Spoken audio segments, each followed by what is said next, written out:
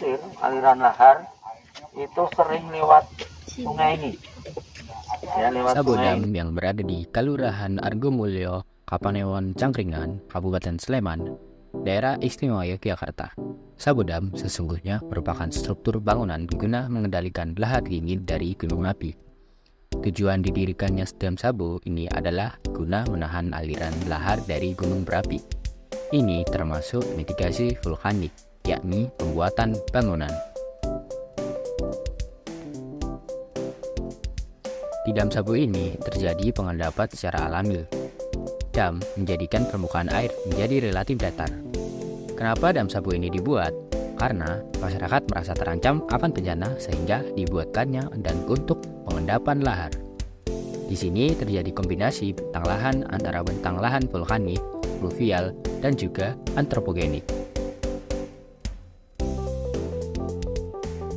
Bentang alam vulkanik di sini adalah bentang alam yang proses pembentukannya dikontrol oleh proses vulkanisme, yaitu proses keluarnya magma dari dalam bumi.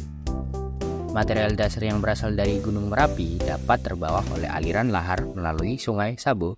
Dam adalah material vulkanik seperti lahar, batuan pijar, abu vulkanik, dan lumpur panas. Gunung Merapi seringkali mengeluarkan letusan gunung berapi yang menghasilkan material-material tersebut. Dan ketika terjadi hujan yang deras, material-material tersebut dapat terbawa oleh aliran lahar yang merambah lembah-lembah dan sungai-sungai di sekitar gunung.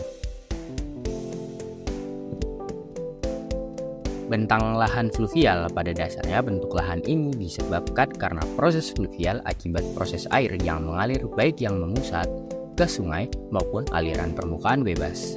Sedangkan bentang lahan antropogeniknya adalah mitigasi vulkanik. Sumber daya alam di sini didominasi oleh tumbuh-tumbuhan yang tumbuh di sekitar lokasi dan sebagian besar lahan di sini dipergunakan sebagai perkebunan oleh warga setempat seperti jeruk, mangga, pisang, dan durian di sekitar area dam untuk memberikan manfaat ekonomi bagi penduduk sekitar.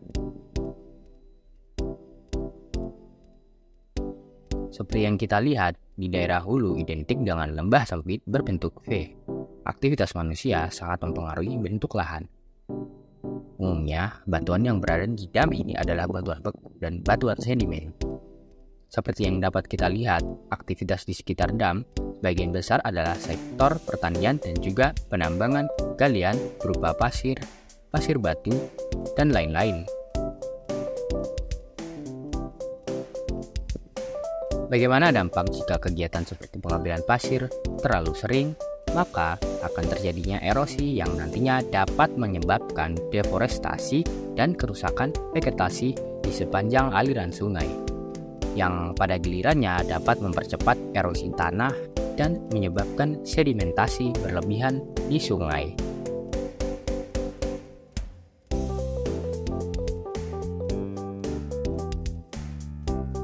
Wabarakatuh. Saat ini saya sedang berada di lokasi Wanagama Formasi Oyo, yang dimana secara morfologi Oka Oyo ini berada di zona tengah, secara hidrologi sebagai penampung air. Wanagama. Secara administratif, Wanagama berada di wilayah Kecamatan Pelayan dan Patuk, Kabupaten Gunung Kidul, jaraknya sekitar 30 km dari pusat kota Jogja. Wanagama merupakan hutan pendidikan yang dikelola oleh Fakultas Kehutanan UGM sesuai SK 493 Kementerian Lingkungan Hidup dan Kehutanan Setjen 2015 dengan luasan 622,25 hektar. Hutan tersebut merupakan hasil dari rekayasa ekologis yang awalnya bertujuan untuk membuat hutan tropis. Ciri utama hutan hujan tropis adalah memiliki curah hujan yang tinggi dengan kisaran 200 sampai 225 mm per tahun.